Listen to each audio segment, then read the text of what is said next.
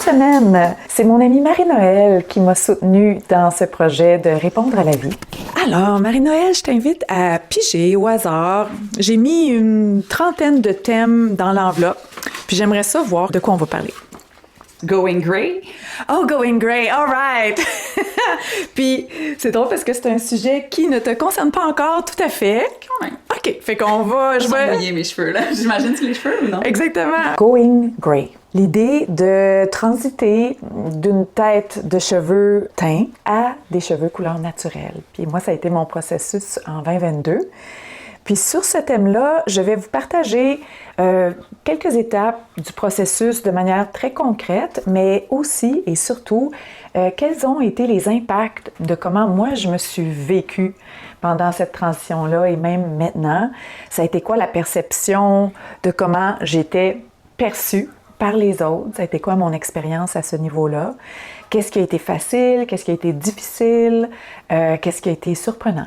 J'étais pas étrangère à l'expérience de vivre avec des cheveux poivre et sel. Quand j'avais 39 ans, je m'étais rasé les cheveux et fait la transition abrupte entre plusieurs années là, de cheveux teints, ton sur ton. J'avais les cheveux brun foncé pendant toute mon enfance puis le début de ma vie adulte. Et j'avais cette tête-là de cheveux teints brun foncé.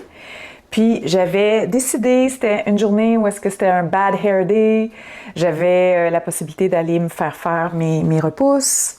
Puis ça donnait que mon ami avait un clipper. Puis j'ai eu vraiment un moment d'hésitation. Est-ce que je m'en vais juste refaire mes repousses? Ou il y a cette possibilité-là de libération totale et immédiate, quasi immédiate. Fait qu'à ce moment-là, je m'étais rasé la tête. Puis donc, pendant une année, j'avais quand même goûté à des expériences assez exigeantes, fascinantes et exigeantes aussi. La fascination de voir c'était quoi la réelle couleur de mes cheveux. Il y avait un pattern un peu comme un mohawk. On dirait tout le centre de ma tête restait assez foncé. Puis ça commençait vraiment à blanchir au niveau des tempes. Puis, à un moment donné, pour différentes raisons que j'expliquerai plus tard, j'ai abdiqué d'une certaine manière. J'ai décidé de vouloir, pour un certain temps encore, me teindre les cheveux. Puis les mots qui me venaient à ce moment-là, c'était « j'ai encore le goût de jouer la game ». Je trouve que c'est ça, autant pour tes cheveux que d'autres femmes. C'est pas tant le gris que...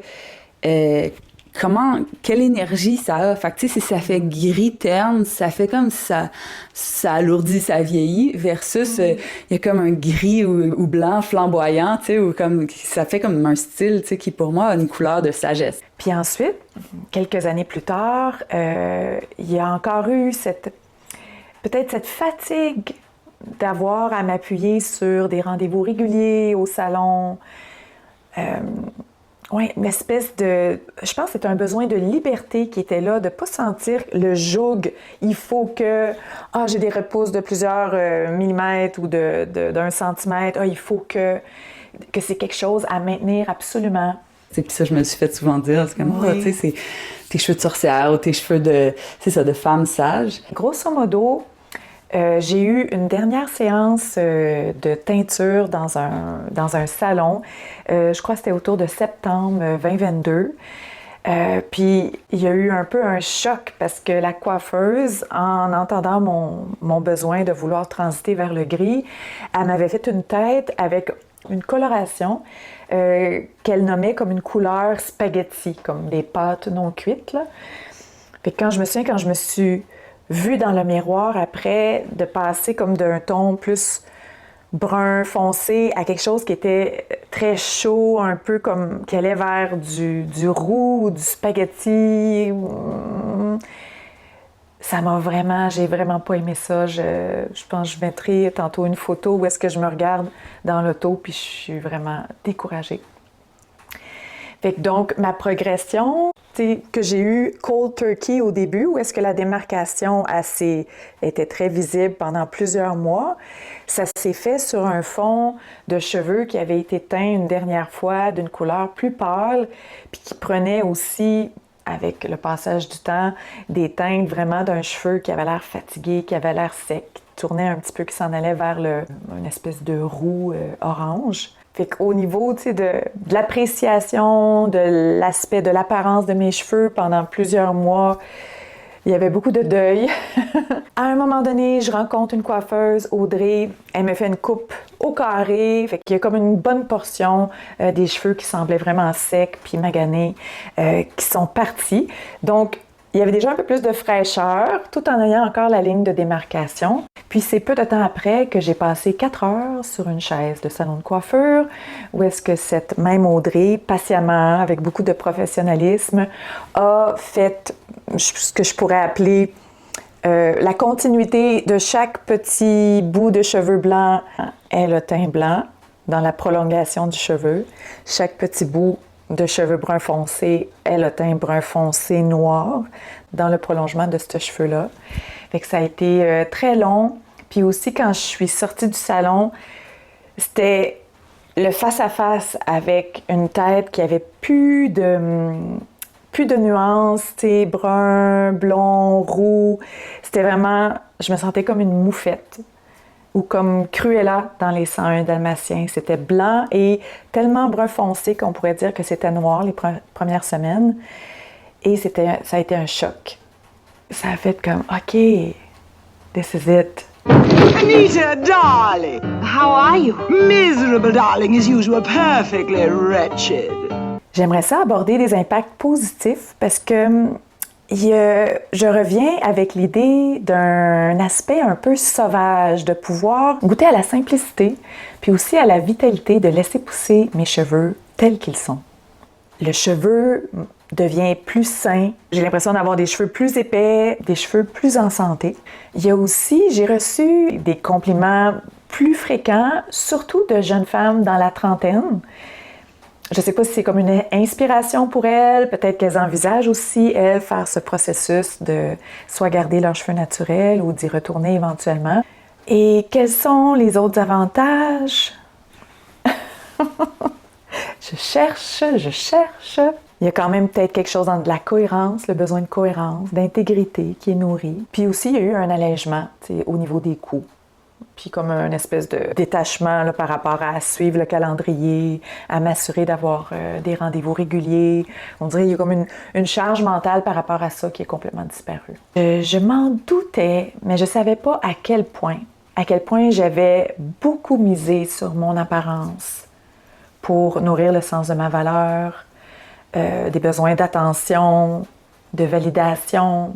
J'ai eu l'impression d'être beaucoup moins visible dans certains contextes publics, dans des situations sociales. Le regard des autres, des fois, on dirait qu'ils passaient à travers moi, qu'il n'y avait pas comme « Allô, ah, t'existes? Ah, t'as l'air de quelqu'un d'intéressant. » On dirait que ça m'est arrivé beaucoup moins souvent depuis que j'ai les cheveux gris. Autant dans des endroits publics, à croiser des inconnus, à échanger avec des employés, des caissiers, des caissières, que même dans des situations sociales où c'est plus des gens de ma communauté, des gens que je connais plus ou moins, des occasions où est-ce que j'ai des engagements puis je revois des gens assez régulièrement. J'ai eu l'impression que j'étais moins perçue comme étant appartenant, mettons, au groupe d'âge de 40-50 ans. On dirait que j'avais vraiment décollé, puis que j'étais rendue dans la tranche d'âge de gens qui sont retraités, qui sont rendus à une autre étape de leur vie.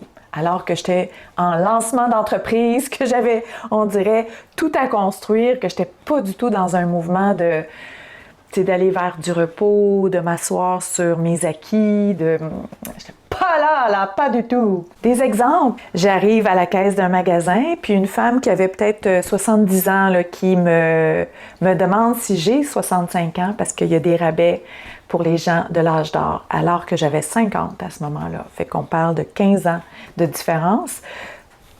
Provenant d'une autre femme. Un autre exemple, j'aide une amie à déménager.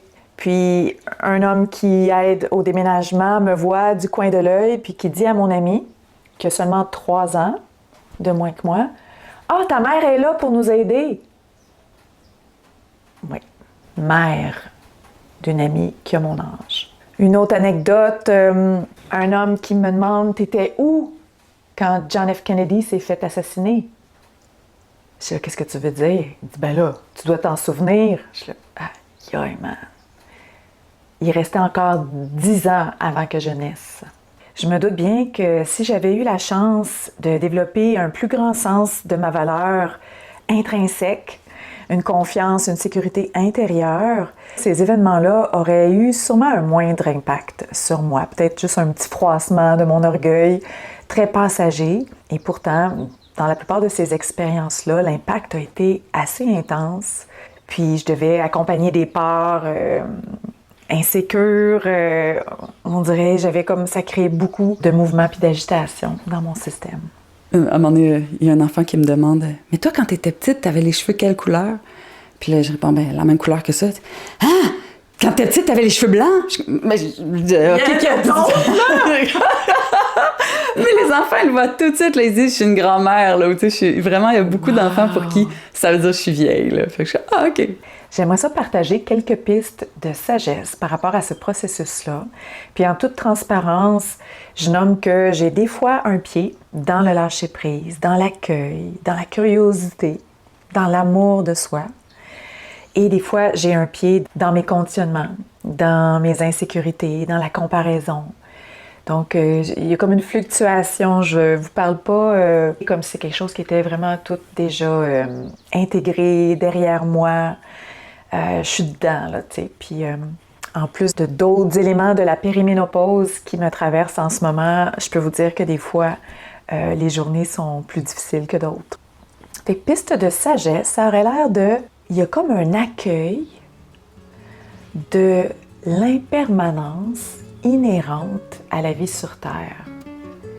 Certains vont le vivre de manière intense par l'expérience de maladie, d'accidents, d'être limité dans les mouvements, de se casser une jambe, de perdre un pied. Donc le vieillissement et la transformation de l'image corporelle, dans ce cas-ci des cheveux, c'est vraiment juste un ingrédient parmi tant d'autres qui nous montre l'impermanence du vivant.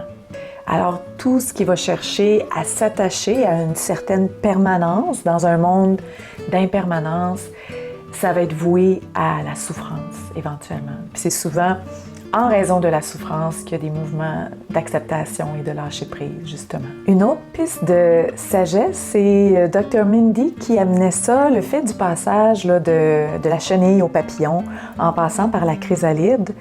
Il paraît qu'à l'intérieur de la chrysalide, l'ancienne chenille se débat un petit peu contre le mouvement de transformation, le mouvement de déconstruction, le mouvement de liquéfaction qui se passe à l'intérieur de la chrysalide. Fait qu'on dirait que ça m'inspire, ça normalise ou ça amène de la paix à l'intérieur de moi, de savoir que c'est tout à fait normal et naturel qu'il y ait des parties de nous qui combattons le changement, qui combattons la transformation naturelle, qui combattons le vieillissement ou l'apparence de vieillissement. Comme si cette résistance-là, ce crunchy, permettait l'émergence de quelque chose de nouveau éventuellement.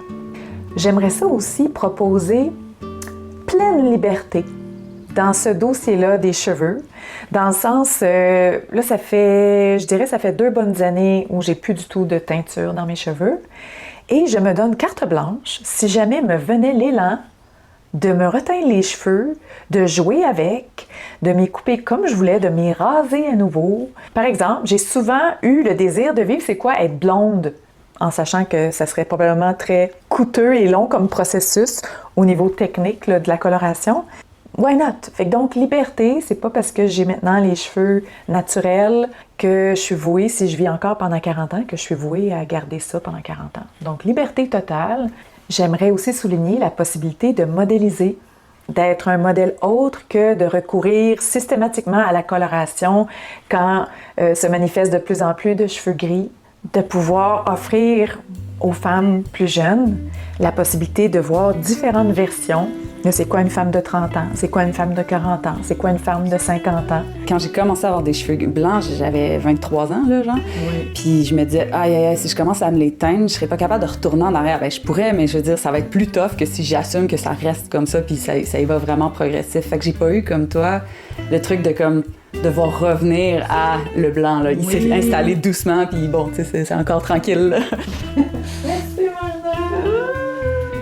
si tu as l'élan, n'hésite pas à partager dans les commentaires si tu as fait une transition vers tes cheveux naturels. Ça a été quoi les impacts? Je sais que j'ai plein de thèmes comme existentiels puis tout ça. Puis là, c'est comme on dit, OK, on y va avec les cheveux.